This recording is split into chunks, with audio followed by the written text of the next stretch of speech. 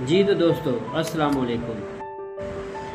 اس video میں ہم نے آڑو کے فوائد، کاشت کا وقت، کھاد اور سپرے شیڈیول کی مکمل معلومات فراہم کی ہیں۔ آپ ویڈیو کو مکمل دیکھیں۔ مزید زرعی اپڈیٹس کے لیے چینل کو سبسکرائب کریں۔ کسان کھیتی انفو چینل، شکریہ۔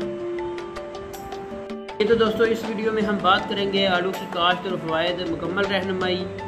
آڑو نہ صرف ذائقے میں لاجواب ہے بلکہ بہت سے فائدے رکھتا ہے۔ جلد کی خوبصورتی کے لیے ہے، دل کی بیماریوں اور وزن کو کم کرنے میں فائدہ مند ہے۔ مزید آڑو کے کیا فوائد ہیں، اس کے لیے ویڈیو کو مکمل دیکھیں، انشاءاللہ آپ کو فائدہ ہوگا۔ خاص کر کاشتکار بھائی کیسے کب کاشت کرنا ہے یہ مکمل ڈیٹیل کے ساتھ ویڈیو میں بتایا گیا ہے۔ شکریہ جی۔ آپ دیکھ رہے ہیں ہمارا یوٹیوب چینل سمارٹ کھیتی انفو۔